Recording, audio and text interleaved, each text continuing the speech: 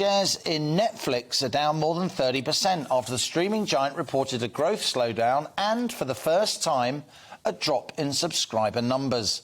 Netflix lost over 200,000 subscribers over the last 3 months, and the company expects to shed another 2 million by June. They're also losing billions of pounds each year because many of us watch shows for free using a friend's password.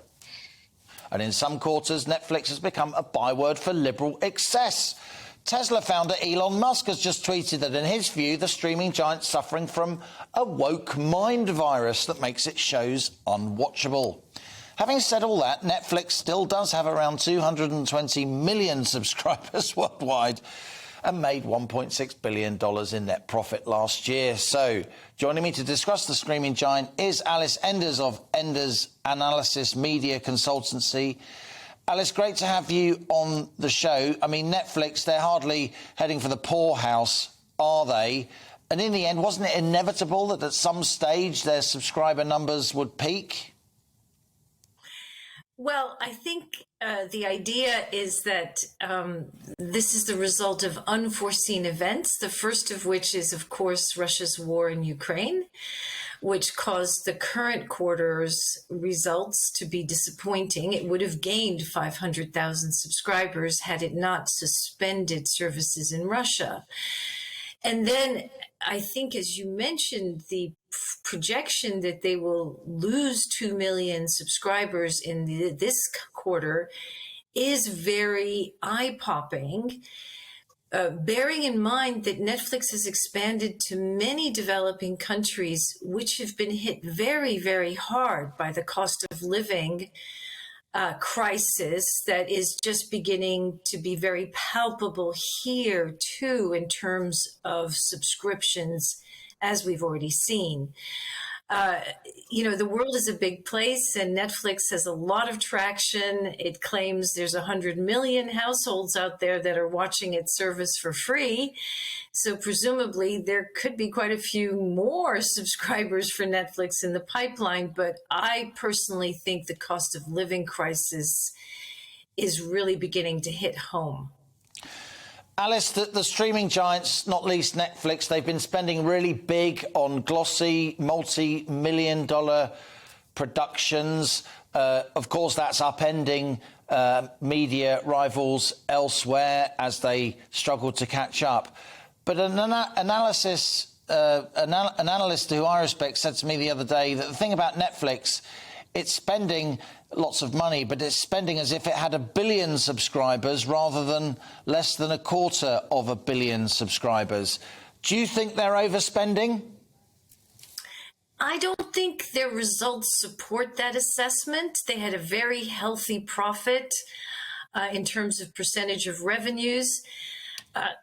Inevitably, you're talking about expenditure which is spread across, as you said, 220 million subscribers, which is a huge number. And if you think of the expansion that could take place for Netflix, that kind of expenditure level appears justified to me. It also licenses an enormous amount of content. I mean, lots of BBC, Channel 4, etc. content is available on Netflix. So it's the catalog isn't just about those eye-catching big new productions, Stranger Things, and that kind of thing.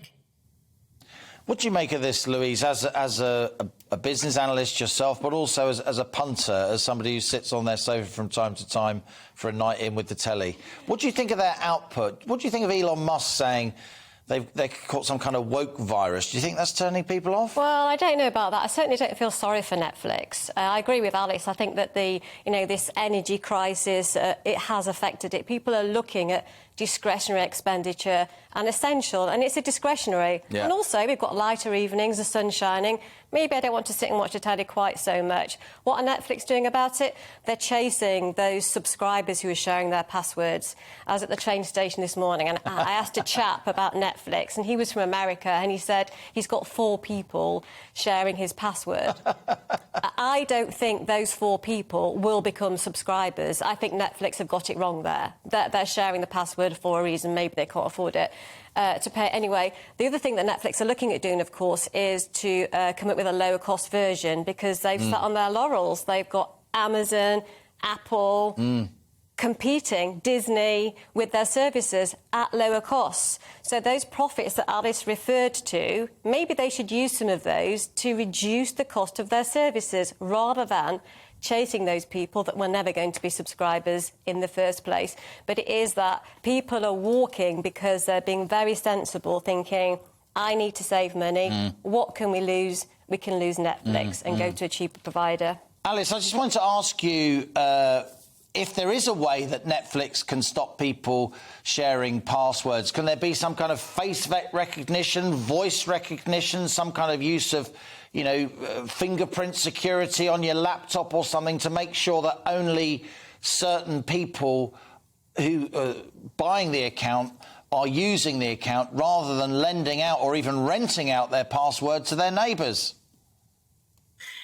Well, I haven't heard of people renting out their passwords, but the fact is that on certain Netflix packages, the premium ones, it's perfectly okay to share your password with people who live in your household and to use multiple devices and so on.